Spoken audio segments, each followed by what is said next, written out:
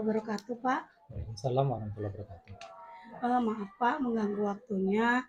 Terima kasih atas kesediaan Bapak hari ini, dalam rangka pertemuan saya ini untuk menyelesaikan salah satu tugas saya sebagai CGP angkatan 6 di Kabupaten Asahan.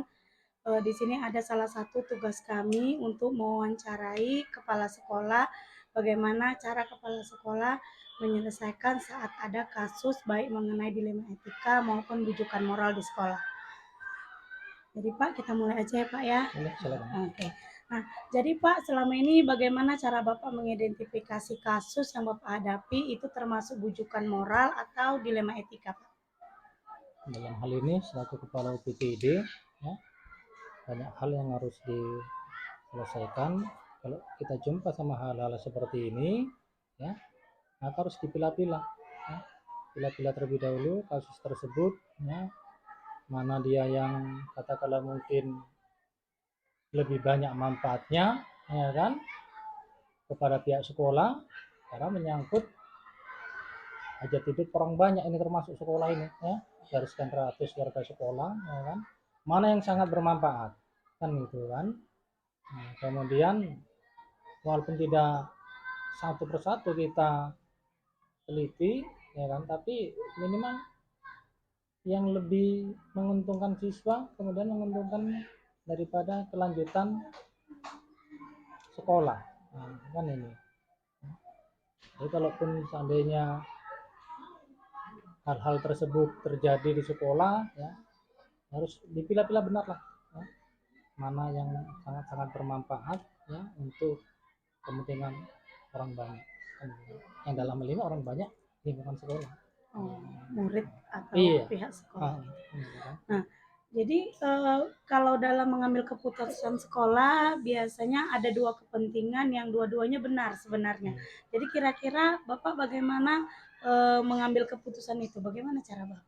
Nah, sama dengan hal ini juga, ya, dua hal ditempatkan pada dua hal yang dua-duanya katakanlah mungkin seimbang kedudukannya, ya, harus benar-benar dipilih dalam hal ini, ya, katakanlah mungkin mana keputusan yang diambil itu yang memang katakanlah mungkin lebih banyak manfaatnya, ya, ini kan itu, tapi tidak juga mengesampingkan daripada katakanlah mungkin pribadi siswa yang pada akhirnya juga bisa merugikan siswa, kan ini, jangan nanti kita ambil suatu keputusan tanpa kita ketahui latar belakang, katakanlah mungkin kalau menyangkut siswa, ya, kalau menyangkut siswa kan kita harus tahu persis latar belakang ini anak ini gimana, kan itu kan, karena nggak semua anak ini sama, kan itu kan, memiliki latar belakang masing-masing dari mulai pribadinya, keluarganya, kan itu.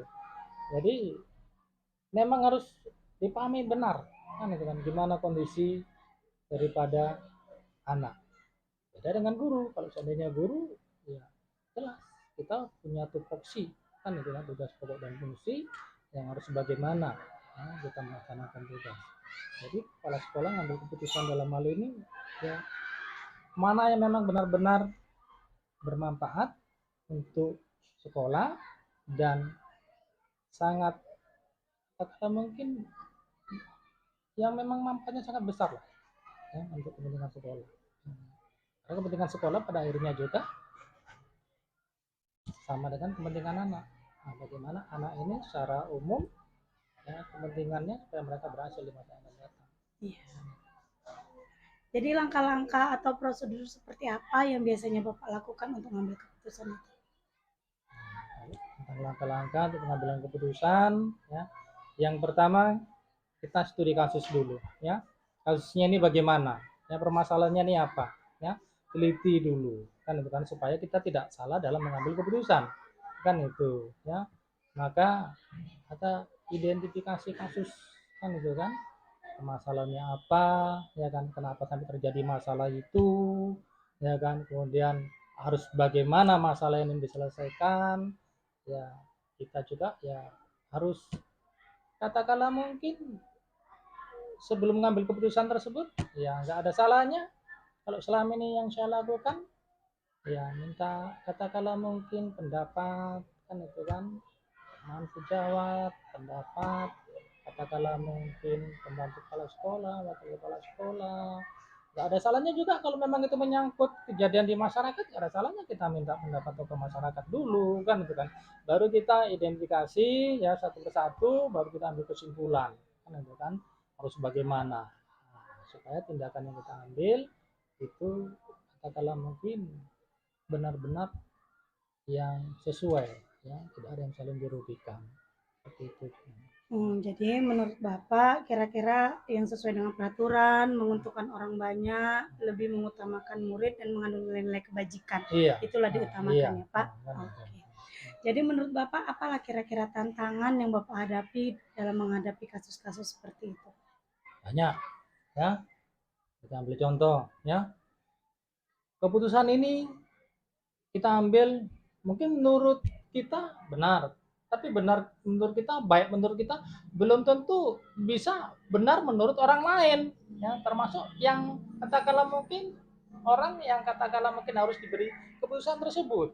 Nah, kan tapi bagaimana upaya kita meminimalisir ya, supaya artinya keputusan ini memang benar-benar seadil-adilnya. Nah, kan itu ya.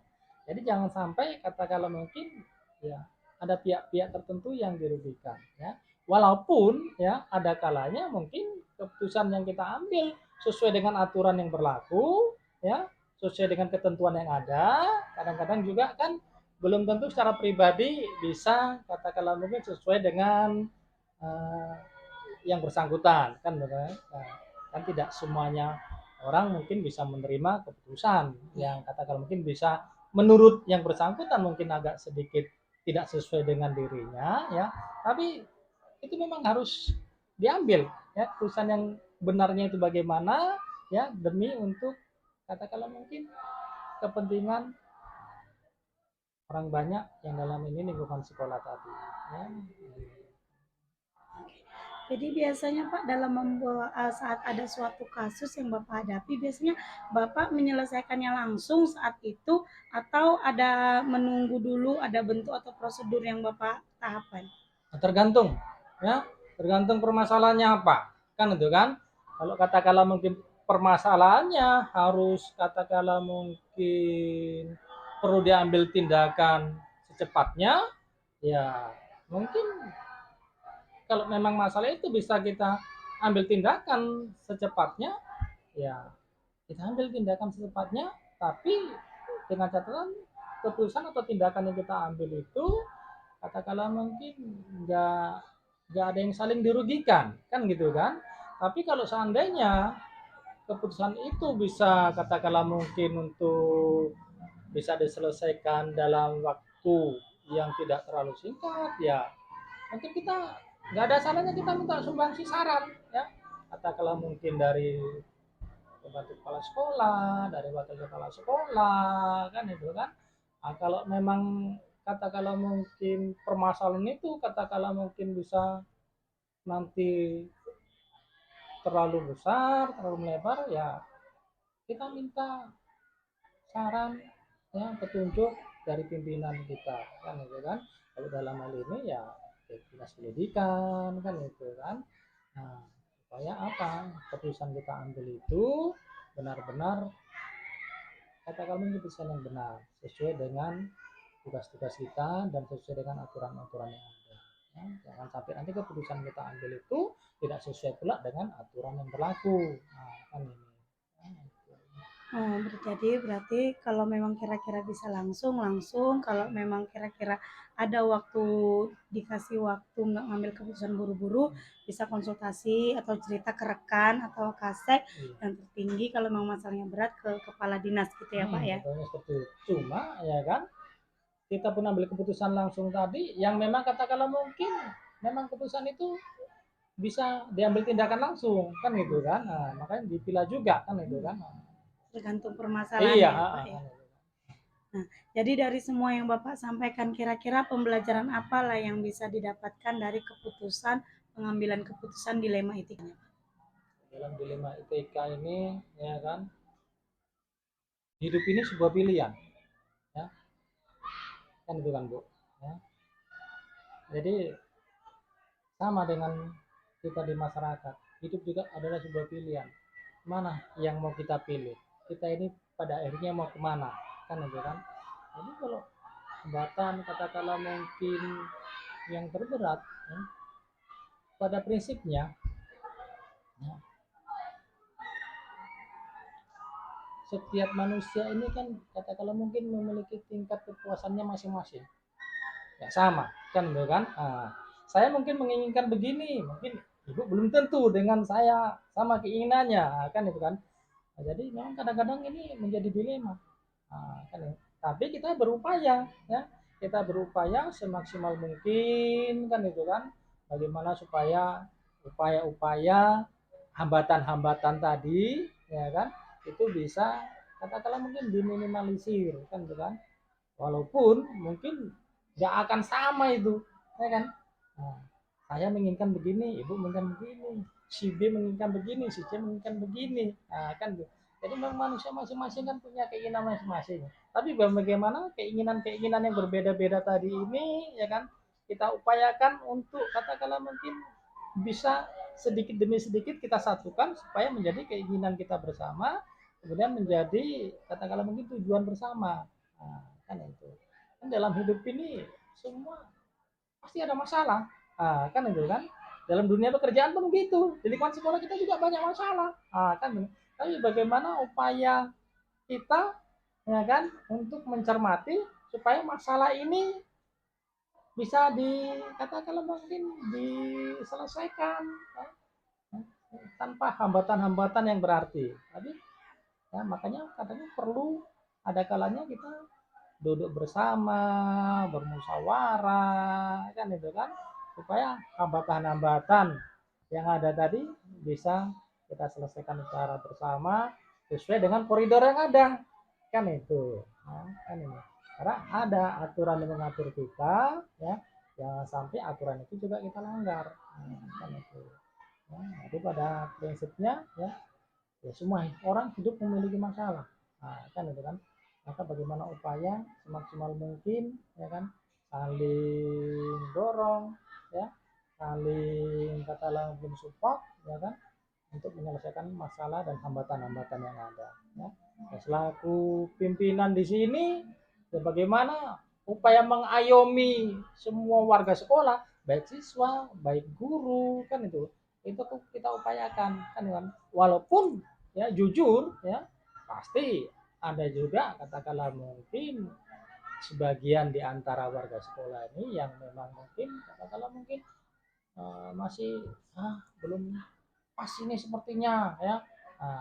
Nah inilah yang kalau bisa, ya, yang katakanlah mungkin belum pas, belum cocok ini tadi, bagaimana supaya kedepannya ini sedikit demi sedikit, ya kan, kita katakanlah mungkin sama-sama untuk mengupayakan menyelesaikan hal-hal yang seperti ini, sehingga pada akhirnya warga sekolah, ya, kita selaku guru bisa melaksanakan tupoksi kita masing-masing dengan baik, dengan benar, ya kan, sesuai dengan amanah pemerintah yang dibebankan kepada kita, ya. Untuk anak-anak, ya, sebenarnya sama dengan tujuan orang tuanya, gimana supaya kita bisa mengantarkan anak-anak ini berhasil di masa yang akan datang, kan itu. Karena ini kan proses, ya. Anak-anak ini di sekolah ini kan proses, ya. Banyak permasalahan mereka, ya, banyak hambatan mereka juga, ya. Dari rumah menuju sekolah aja saja mereka ini sudah katakanlah mungkin banyak hambatannya. Nah, kan itu kan, katakanlah mungkin yang jalan rusak, yang kendaraan rusak, yang nggak punya kendaraan, jadi bisa nyampe ke sekolah itu sudah proses yang dilalui. Nah, kemudian sampai sekolah ini harus bagaimana, kan seperti ini, ya. Jadi ya, hambatan-hambatan ini kalau memang bisa lalui bersama, ya kan, sehingga pada akhirnya, ya, kita menjadi suatu keluarga besar di sini, ya, keluarga besar di sekolah, ya kan, yang pada intinya sesuai dengan keinginan kita bersama, ya. Kita bisa melaksanakan tugas dengan baik, ya kan, anak-anak bisa kita antarkan meraih cita-citanya, ya. Karena apa? Mereka juga kelak harus dipersiapkan untuk menjadi pemimpin di negara kita ini. Kan itu. Oke, terima kasih Pak atas waktu yang diluangkan.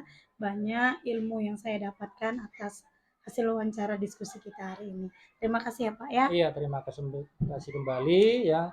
Sukses untuk Bu Nisa ya. Semoga proses pendidikan di CGP ini bisa dilalui sehingga nanti berhasil ya dan Amin. lulus dalam CGP ini. Amin. Terima kasih Pak. Ya, terima kasih kembali.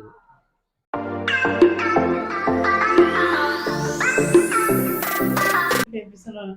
Assalamualaikum warahmatullahi wabarakatuh, Pak. Waalaikumsalam warahmatullahi wabarakatuh. Terima kasih Pak atas waktu yang disediakan untuk saya melakukan wawancara kepada Bapak, di mana tujuan saya hari ini datang kemari untuk melakukan wawancara kepada Bapak dalam rangka menyelesaikan salah satu tugas modul 3.1 di kegiatan CGP saya, Pak. Oh iya ya. Baik, saya mulai ya Pak ya. Silakan Bu. Nah, selama ini gimana cara Bapak mengidentifikasi kasus yang Bapak hadapi? Pasti banyak kan Pak, yang mana itu termasuk dilema etika atau bujukan moral Pak? Oh iya ya. Ya selama ini saya mengidentifikasi masalah yang dia dilema etika. Kalau yang dilema etika itu namanya dilema. Ini kan yang jelas ada pilihan gitu. Paling tidak dia ada dua pilihan. Dua pilihan ini ya pasti punya alasan yang memang sama-sama alasannya benar dua-duanya. Nah jadi kalau ada permasalahan yang berbentuk dilema etika, pastinya saya identifikasilah dulu permasalahannya. Kalau memang masalahnya itu cukup ruwet, ya, nah itu saya akan diskusikan dengan minimal Dewan Guru, termasuk juga komite sekolah. Nah, karena untuk memutuskan suatu keputusan yang berpihak lah kepada sekolah, berpihak kepada murid, tentunya ini nggak bisa saya putuskan sendiri. Agar keputusan saya nantinya tidak merugikan salah satu pihak. Itu untuk yang dilema etika. Kalau yang dia masalahnya yang berbentuk bujukan moral, ini mudah bagi saya karena dia berbentuk benar dan salah. Kalau dia menurut saya itu benar dan menurut saya itu salah, tinggal saya yang memutuskan. Nggak mesti saya bawa ke diskusi sama Dewan Guru. Itu saja. Oh iya Pak. Jadi seandainya ada masalah di mana dua-duanya benar tadi kan Pak, dua-duanya benar. Ya. Terus gimana lah cara Bapak ngambil keputusannya kalau dua-duanya benar? Nah, kalau yang dua-duanya benar, nah berdasarkan hasil musyawarah dengan Dewan Guru beserta komite sekolah, suara yang terbanyak lah, suara yang terbanyak mana yang harus kita ambil ketika memang yang terbanyak yang A misalnya yang menjadi keputusan bersama, ya itulah menjadi dasar dari bagi saya untuk ambil keputusan tersebut. Jadi menurut Bapak setelah diidentifikasi, dirapatkan, diambillah keputusan mana yang hasil musyawarah terbanyak, gitu ya Pak? Iya. Jadi apa tantangan Bapak dalam pengambilan keputusan khususnya kasus dilema etika? Kalau tantangan ya namanya setiap apa yang kita lakukan pasti punya tantangan. Kalau tantangan itu biasanya tentang hasil dari keputusan itu. Nah, misalnya begini, ada suatu kasus yang memang itu pada saat musim kelulusan kelas 6. Nah, pada saat lulusan kelas 6 ini menjadi tantangan bagi saya karena nggak semua siswa itu kemampuannya sama, berbeda-beda. Ada yang dia kemampuannya itu atau nilainya itu di bawah rata-rata. Nah, sementara si anaknya ini dan orang tuanya ini kepingin dia masuk ke sekolah yang mereka inginkan mereka anggap itu sekolah favorit. Nah akhirnya karena nilainya di bawah, ini kan jadi masalah bagi saya untuk memutuskannya. Sementara orang tuanya itu ngertinya itu kalau anaknya itu memang kurang mampu, tapi ya, orang tuanya kepingin anaknya sekolah yang diharapkannya. Kalau nilainya rendah, pasti nggak akan bakalan masuk ke sekolah yang diharapkan. Akhirnya itulah tadi. Termasuk juga ada di sini bujukan moral, bisa juga jadi dilema etika bagi saya. Satu sisi kalau yang dia berbentuk bujukan moral, orang tuanya ini merayu saya, bujuk saya, tolonglah Pak, anak saya begini, supaya bisa masuk ke sekolah yang diharapkannya. Itu ya itulah tantangan bagi saya. Jadi Pak, kalau misalnya ada suatu masalah suatu masalah dilema etika, biasanya Bapak ambil keputusan saat itu juga atau butuh ada pemikiran hal atau nanti dulu gitu, gimana? Kalau yang dilema etika ya? Iya Pak. Kalau dilema etika ini memang tidak langsung saya putuskan. Nah, karena memang itu tadi seperti yang saya katakan di awal tadi, saya diskusikan, saya musyawarahkan dulu dengan Dewan Guru. Setelah ada kesepakatan bersama, maka baru kita ambil keputusan yang berpihaklah kepada sekolah maupun pada murid. Oke. Nah, jadi faktor apa sih Pak yang bisa mempermudah atau membantu Bapak untuk membuat suatu keputusan? Nah, kalau faktor yang membantu saya untuk mempermudah ini, ya yang pertama Dewan Guru yang memang semua itu punya rasa memiliki dan tanggung jawab yang tinggi. Terutama juga saya percayakan ada salah satu Dewan Guru yang saya jadikan wakil saya ketika saya tidak berada di tempat dan saya ada tugas keluar. Beliau bisa memberikan solusi, namun tidak bisa memutuskan, hanya bisa menampung aspirasi dari berbagai kasus. Ketika nanti saya sudah masuk sekolah, itu akan kita bicarakan, dan juga termasuk komite sekolah kita. Nah, ini faktor juga yang mendukung bagi saya, mempermudah menyelesaikan kasus. Komite sangat mendukung program-program, baik itu yang ada permasalahannya maupun yang tidak, itu komite selalu mendukung kegiatan kepada kita. Gitu ya Pak.